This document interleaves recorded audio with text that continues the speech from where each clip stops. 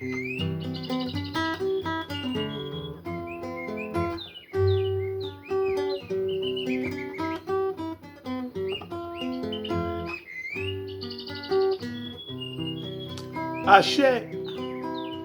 greetings, a grand rising, a grand day to you all once again, my fellow natural native earthly humans, and welcome to this part 9 of my series of talks titled Another Perspective, Analysis and Interpretation of the very famous prose poem called Desiderata by the late Max Ehrmann.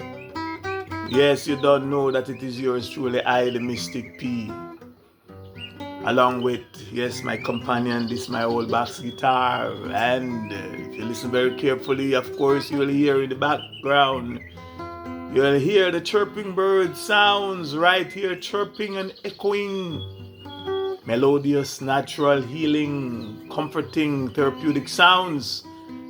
In the background, in the foreground, and all around, yours truly, I, the Mystic P. Now, again, just to remind you that if you haven't yet watched part 1 to part 8 of this series, I ask and I will suggest that you please do so before you continue to watch this part 9, or that as soon as you finish watching this, you go back and watch part 1 to part 8. And I'm guarantee you, I can almost guarantee you that you will get a better understanding, and overstanding of what this series is all about. Now, sorry. Someone asked the question, who are you? Which I interpret to mean who I am, or who am I? And it continued by saying, why do you call yourself the Mystic Philosopher? Which I also interpret to mean, why do I call myself the Mystic Philosopher? And the person follow up his or her questions with a comment and said, I don't see anything mystic about you. Now, I will, first I must say thanks to you for listening to me, sharing my perspectives. And thanks for your questions and also for your comment. I guess your questions came about as a result, or because I have neglected to properly introduce myself at the beginning of this series of talks on this, my new channel. Like I have already done and elsewhere. I normally introduce myself properly elsewhere on my other channels, and elsewhere, of course, my other YouTube channel, and at other platforms, forgive me, as well. Now, who I am. Now, let me briefly introduce who I think I am, and by so doing, share with you a little more about myself and I, myself and I, aka the I self and I, and then briefly answer the question who I am and what I am as best as I think I can. Now, the truth be told, I am not expecting all of you that may watch or listen to this video to fully understand and overstand that I am about to say, understand what I'm about to say. But just for transparency and for your information, and possible just to provoke and possibly initialize a deeper level of thinking in some of you, I have to say it anyway. And I ask that you please note that I said to provoke and possible to initialize a deeper level of thinking in some of you, because from my perspective and also from my experience, the one thing that most people fear the most is not God. It's not the devil or death, etc., etc. But it is thinking. People are afraid to think. Most people are afraid to think. And I ask that you please think about that fact, if you can. Now, I am not myself. Or to simplify, I am not I self.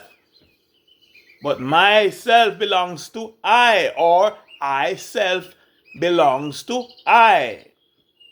Just think about this. You must have heard this. Me, myself, and I. That's a trinity, ain't it? Me, myself, and I. For example, I am not my physical body. In other words, the I is not the physical body. But the physical body belongs to the I. The physical body belongs to I. Or to say it another way, yes, the physical body is the property of I.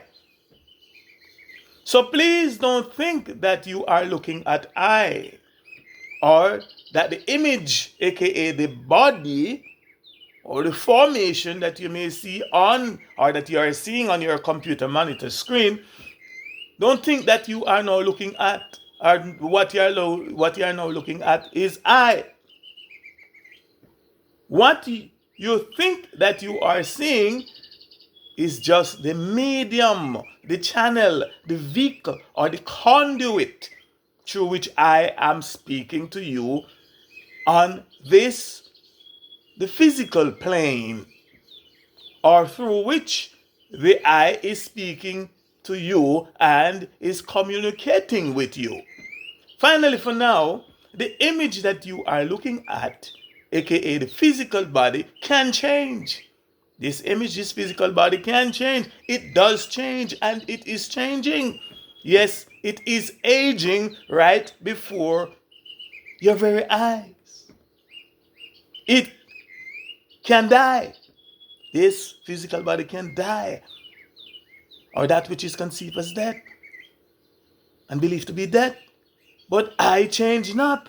Thus, the I age not, and the I die not.